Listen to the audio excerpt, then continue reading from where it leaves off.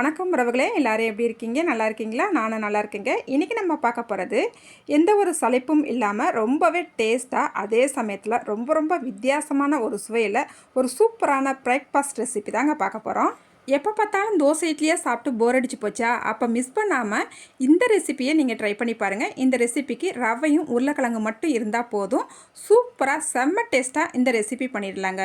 ரொம்ப ரொம்ப ரொம்ப ஈஸியாகவும் பண்ணிடலாம். வீட்டில் இருக்கிற எல்லாருமே விரும்பி சாப்பிடுவாங்க.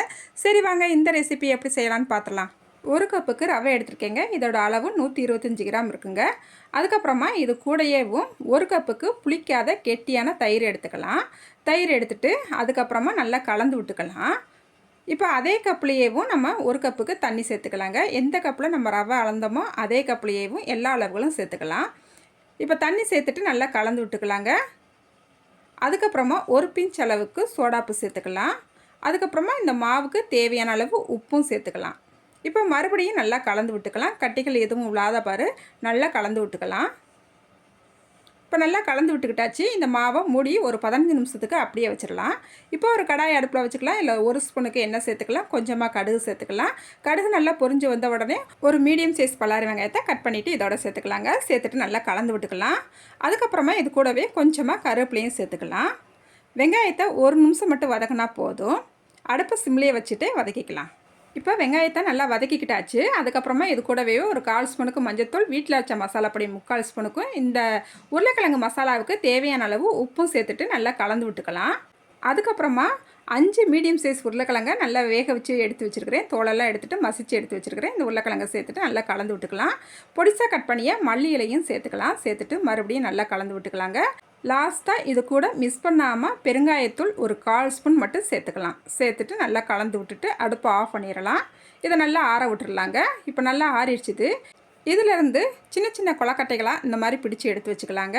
ஏன்னா ஒரு கிளாஸில் வச்சு தான் நம்ம மாவு சேர்த்து இந்த உருளைக்கிழங்கு ஸ்டஃபிங்கையும் நம்ம உள்ளே வச்சு அவிக்க போகிறோம். இந்த மாதிரி நம்ம ரெடி பண்ணி எடுத்து வச்சுக்கலாம். நான் எல்லாத்தையும் ரெடி பண்ணி எடுத்து வச்சுக்கிட்டாச்சு. இப்போ மாவை நம்ம மூடி வச்சு ஒரு 10 நிமிஷம் ஆயிடுச்சுது. மாவு சூப்பராக நல்லா சாஃப்டாக ரவை ஊறி வந்திருக்குது. இந்த அளவுக்கு வந்தால் போதும். அதுக்கப்புறமா ஒரு கிளாஸ் எடுத்துக்கலாம். இந்த கிளாஸில் உள்பகுதியிலலாம் நல்லா எண்ணெய் தடவி விட்டுக்குங்க. அதுக்கப்புறமா ஒரு 1.5 குழிக்கரண்டிக்கு மாவு சேர்த்துக்கலாம். அதுக்கப்புறமா உருளைக்கிழங்கு நம்ம ஸ்டஃபிங் ரெடி பண்ணி வச்சுருக்கோம் இல்லையா, அதை எடுத்து சென்டராக வச்சுட்டு மறுபடியும் மேலே 1.5 குழிக்கரண்டி மாவு சேர்த்துக்கலாங்க. இந்த உருளைக்கிழங்கு ஸ்டஃபிங் வைக்கிறோம் பார்த்தீங்களா, அது இந்த கிளாஸ்க்கு 3/4 கிளாஸ் வரைக்கும் தான் வரணும். மேலே வரைக்கும் வந்துடக்கூடாது.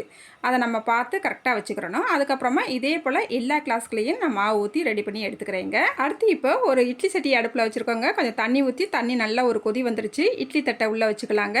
அதுக்கப்புறம் நம்ம ரெடி பண்ணி வச்சுருக்கிற இந்த மாவை உள்ளே எடுத்து வச்சுக்கலாங்க. வச்சுட்டு மூடி வச்சு அடுப்பை சிம்மில் வச்சு ஒரு 15 நிமிஷத்துக்கு இதை நல்லா வேக விட்டுறலாம். இப்போ ஒரு 15 நிமிஷம் ஆயிடுச்சுது. எப்படி வந்திருக்குன்னு பாருங்கள். சூப்பராக வந்திருக்குங்க. இப்போ அடுப்பை ஆஃப் பண்ணிடலாங்க. இதை நல்லா ஆற விட்டுறலாம். அப்போ தான் நம்மளுக்கு இந்த கிளாஸ்குள்ளேருந்து எடுக்கிறதுக்கு ரொம்ப ஈஸியாக வரும். இப்போ நம்மளுக்கு நல்லா ஆறிடுச்சுங்க. இப்படி ஒரு கத்தி எடுத்துகிட்டு நல்லா எல்லா பக்கமும் இப்படி எடுத்து விட்டோம்னா ரொம்ப ஈஸியாக நம்மளுக்கு கிளாஸ்லேருந்து வெளியில் வந்துடும். கொஞ்சம் கூட ஒட்டாமல் செம்மையாக வருங்க. பாருங்கள் எவ்வளோ ஈஸியாக இருக்குன்ட்டு. 2 கிளாஸ்லேயுமே நல்லா ஒட்டாமல் வந்திருக்குது. அதே போல் இன்னொன்றையும் ஒட்டாமல் வந்திருக்குங்க. 4 கிளாஸ் நம்ம மொத்தமாக அவிச்சோம். ஆனால் ஒரு கிளாஸ் நாங்கள் எடுத்தப்பையவும் ஆறினவுடனே அதை அப்படியே பிச்சு பிச்சு ருசி பார்க்குறோன்னு சாப்பிட்டு முடிச்சிட்டோங்க. இப்போ இந்த ரெசிபியை இப்படியே சாப்பிட்டாலும் நல்லா தான் இருக்குது. ஆனாலும் இன்னும் கொஞ்சம் நம்ம சுவை கூடுதலாக கொண்டு வர போகிறோம். இப்போ ஒரு கடாய் அடுப்பில் வச்சுக்கிட்டு 1 ஸ்பூனுக்கு எண்ணெய் சேர்த்துக்கலாங்க. கொஞ்சமாக கடுகு சேர்த்துக்கலாம். கடுகு நல்லா பொரிஞ்சு வந்த உடனே ஒரு ஸ்பூனுக்கு வத்தப்பொடியும் ஒரு 1/4 ஸ்பூன் மஞ்சள்தூள், அதுக்கப்புறமா இதுக்கு தேவையான அளவு உப்பு சேர்த்துட்டு நல்லா கலந்து விட்டுக்கலாம். அதுக்கப்புறமா இது கூடவே பொடிசாக கட் பண்ணிய மல்லி இலைகளையும் சேர்த்துக்கலாங்க. சேர்த்துட்டு நல்லா கலந்து விட்டுக்கலாம். அடுப்பை ஆஃப் பண்ணிக்கலாம்.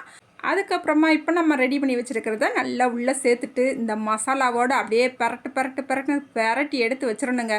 இப்படி எடுத்து வச்சிட்டிங்கன்னா குழந்தைங்க அப்படியே ஓடியாந்து ஆளுக்கு ஒன்றுன்னு தூக்கி சாப்பிட்டு கொஞ்ச நேரத்தில் காலி பண்ணிடுவாங்க. இதோட டேஸ்ட்டு அப்படி இருக்குங்க.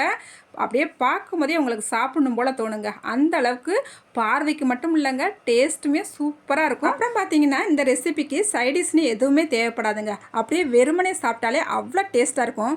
நம்ம உள்ளே வச்சுருக்கிற அந்த உருளைக்கிழங்கு ஸ்டஃபிங்கோடு அப்படியே சேர்த்து அப்படி கடித்து சாப்பிடும் போது ஒவ்வொரு வாய் சாப்பிடும் போதையும் அவ்வளோ டேஸ்ட்டாக இருக்குங்க.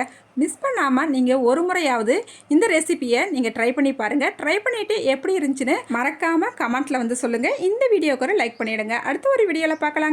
பாய்.